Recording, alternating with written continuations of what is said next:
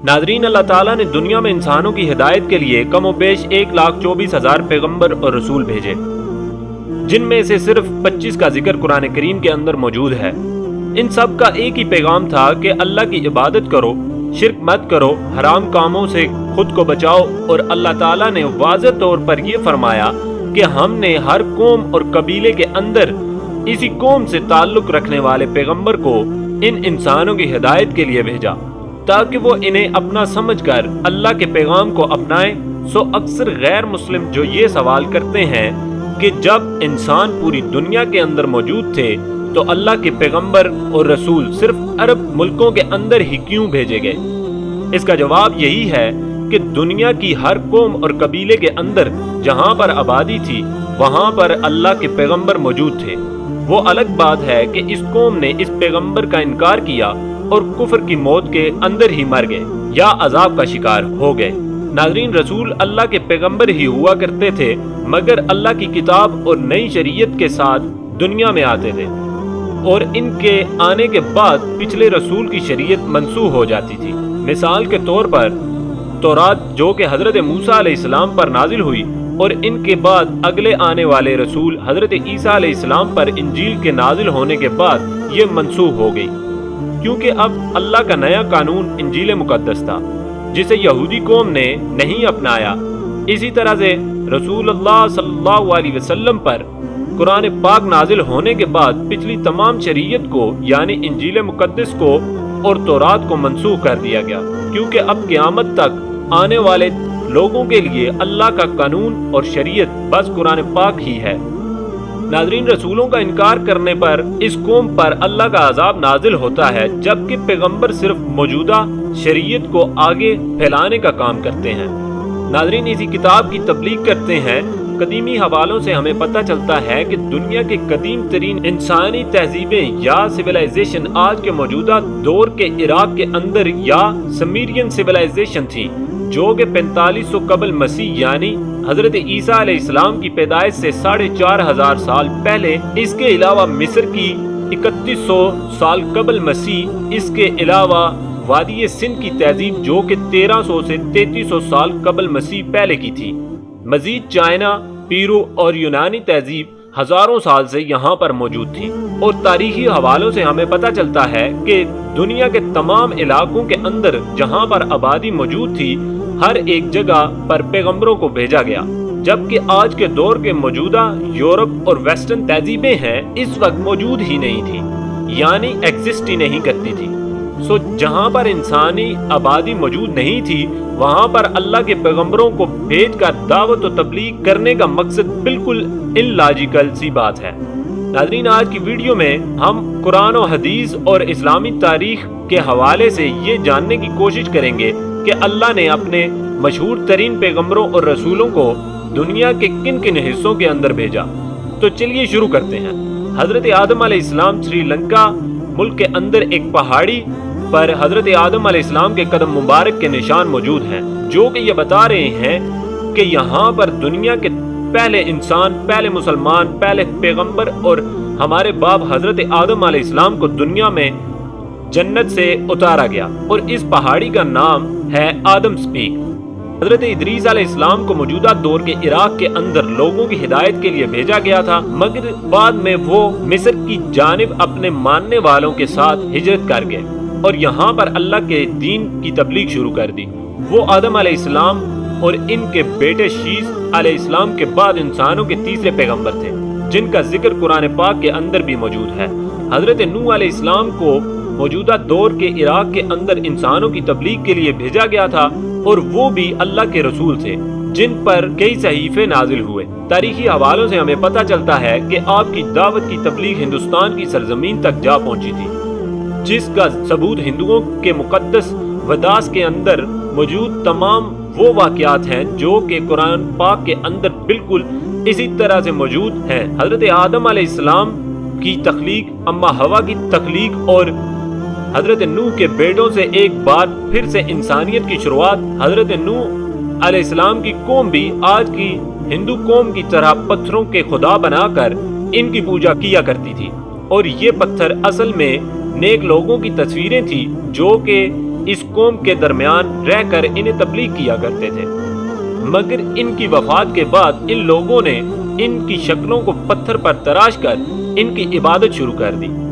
حضرت ہود علیہ السلام کو موجودہ دور کے یمن کے اندر قوم عاد کی ہدایت کے لیے بھیجا گیا تھا۔ یمن اور رحمان کے درمیانی علاقے احتاف نامی سرزمین پر یہ قوم رہا کرتی تھی، اور وہاں پر گزرتی نعمتوں یعنی فصلوں، پانی اور باغوں کی وجہ سے یہ قوم انتہائی خوشحال اور آرام دہ زندگی گزار رہی تھی۔ لیکن آہستہ آہستہ یہ توحید کو چھوڑ کر بت پرست بن گئے، لوگوں پر ظلم کرنے لگے، اور قرآن پاک کے مطابق تب اللہ فرماتا ہے کہ ہم نے عاد کی طرف ان کے بھائی ہود کو بھیجا۔ انہوں نے کہا کہ میری قوم خدا کی ہی عبادت کرو، اس کے سوا تمہارا کوئی معبود نہیں، تم لوگ شرک کر کے خدا پر الزام لگاتے ہو۔ بدلے میں یہ قوم حضرت ہود علیہ السلام کو تکلیف پہنچاتی رہی۔ پھر ایک دن اللہ کے عذاب کا وعدہ پورا ہوا اور آسمان کالے بادلوں سے بھر گیا، تیز ہوائیں چلنے لگی جن کی رفتار اتنی تھی کہ گھوڑوں، مال مویشیوں کو ایک جگہ سے دوسری جگہ پر اٹھا کر دے مارنے لگی۔ مسلسل 7 دن اور راتوں تک یہ آندھی اور تیز ہوائیں چلتی رہی، اور اسی دوران ریت کا طوفان اٹھا اور تمام مکان اور انسانوں پر آ گرا، اور یہ سب لوگ مارے گئے۔ اس واقعے کے بعد حضرت ہود علیہ السلام سرزمین حجر موت کی طرف چلے گئے اور وہاں پر اپنی باقی عمر گزار دی۔ حجر موت یمن کے ایک علاقے کا نام ہے، جیسا کہ آپ میپ پر دیکھ سکتے ہیں۔ حضرت صالح علیہ السلام آپ کا وطن بھی عراق تھا، مگر تبلیغ کے لیے آج کے موجودہ دور کے سعودی عربیہ کے مدینہ کے شمال کے اندر آپ کو بھیجا گیا، جہاں پر قوم سمود کی آبادی موجود تھی۔ حضرت صالح علیہ السلام نوح علیہ السلام کے بیٹے سام کی نسل سے ہیں، اور ان کا سلسلہ نسب کچھ یوں ہے: صالح بن عبیر بن سیاف بن ماشے بن عبید بن سمود بن ارم بن سام بن نوح علیہ السلام۔ آج سے کم از کم 4000 سال پہلے حجاز مقدس اور تبوک کے درمیان حجر نامی جگہ کے اندر ایک قوم آباد تھی جس کو کہا کرتے تھے قوم سمود۔ یہ جگہ آج کل مدائن صالح کے نام سے مشہور ہے، کیونکہ یہ ایک پہاڑی علاقہ ہے، اور اس قوم نے بہت ترقی کرنے کے بعد اتنی ترقی کر لی تھی کہ یہ پہاڑوں کو تراش کر اپنے بڑے بڑے گھروں کو تعمیر کیا کرتے، جیسا کہ آپ ویڈیوز کے اندر ان کے کھنڈرات کو دیکھ سکتے ہیں ناظرین، جس کی وجہ سے دشمن ان سے کبھی بھی نہیں جیت پاتے تھے، اور یہ لوگ بہت ہی لمبے، طاقتور اور مغرور تھے، نہ کبھی بیمار ہوتے، اور ان کی عمریں بہت ہی لمبی ہوا کرتی تھیں۔ ناظرین، قوم سمود کی بستیوں کے کھنڈرات اور ان کے آثار آج بھی موجود ہیں۔ قرآن کریم کے مطابق حضرت صالح نے اپنی قوم سے ایک اونٹنی کو نہ مارنے کی درخواست کی تھی، لیکن انہوں نے اللہ کا حکم نہ مان کر اس اونٹنی کو مار ڈالا۔ پھر اللہ تعالیٰ نے اس نافرمانی کی وجہ سے اس پوری قوم پر عذاب کو نازل کیا، اور یہ صفحہ ہستی سے مٹ گئی۔ یہ پوری قوم آپ کے ماننے والوں کے علاوہ مکمل طور پر تباہ ہو گئی، اور آج کے عراق کے شہر نجف کے اندر آپ کی قبر مبارک موجود ہے۔ ناظرین، اسی طرح سے حضرت ابراہیم علیہ السلام کو عراق کے اندر جہاں پر نمرود نے خدائی کا دعویٰ کیا اور آپ کو آگ کے اندر گرانے کا واقعہ پیش آیا، آپ کو عراق کی سرزمین پر ان لوگوں کی تبلیغ کے لیے بھیجا گیا تھا۔ ناظرین، کیونکہ قرآن کریم کے اندر بھی یہ واقعہ مشہور ہے کہ جب سب لوگ ایک میلے کے اندر گئے ہوئے تھے تو ابراہیم علیہ السلام نے تمام چھوٹے بتوں کو توڑ کر ایک بڑے بت کے کندھے پر کلہاڑے کو رکھ دیا اور کہنے لگے کہ اس بت نے تمہارے تمام بتوں کو توڑا ہے۔ تمام لوگ کہنے لگے کہ تم جھوٹ بول رہے ہو، کیونکہ یہ بت تو کچھ بھی نہیں کر سکتا، یہ تو بس ایک پتھر ہے۔ تو ناظرین، حضرت ابراہیم علیہ السلام نے کہا کہ اے لوگو، میری بات کو سنو، یہی بات تو میں تمہیں سمجھانا چاہتا ہوں کہ تمہارا خدا ان پتھروں کی طرح نہیں ہے جنہیں تم اپنے ہاتھوں سے تراشتے ہو، بلکہ خدا کی ذات تو بہت بڑی ہے، صرف اسی کی عبادت کرو، اس کا کوئی شریک نہیں، اور وہی سب سے طاقتور ہے۔ جس کے بعد نمرود نے حضرت ابراہیم علیہ السلام کو ایک جلتی ہوئی آگ کے اندر ڈالنے کا حکم دیا، لیکن وہ آگ اللہ کے حکم سے ایک باغ میں تبدیل ہو کر آپ کو بچا لیتی ہے۔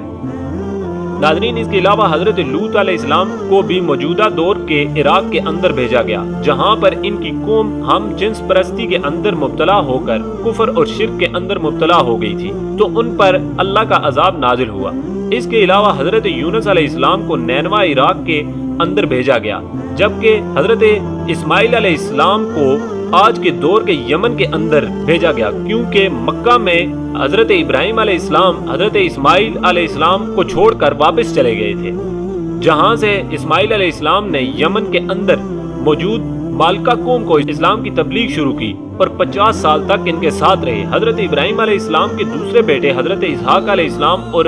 پھر ان کے بیٹے حضرت یعقوب علیہ السلام اور پھر ان کے بیٹے حضرت یوسف علیہ السلام موجودہ دور کے فلسطین کے اندر ہی پیدا ہوئے۔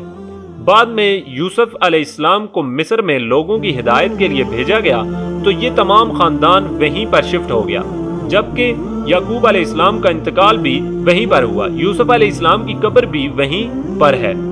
جو کہ بنی اسرائیل کی ہجرت کے وقت موسیٰ علیہ السلام نے یوسف علیہ السلام کی وصیت پر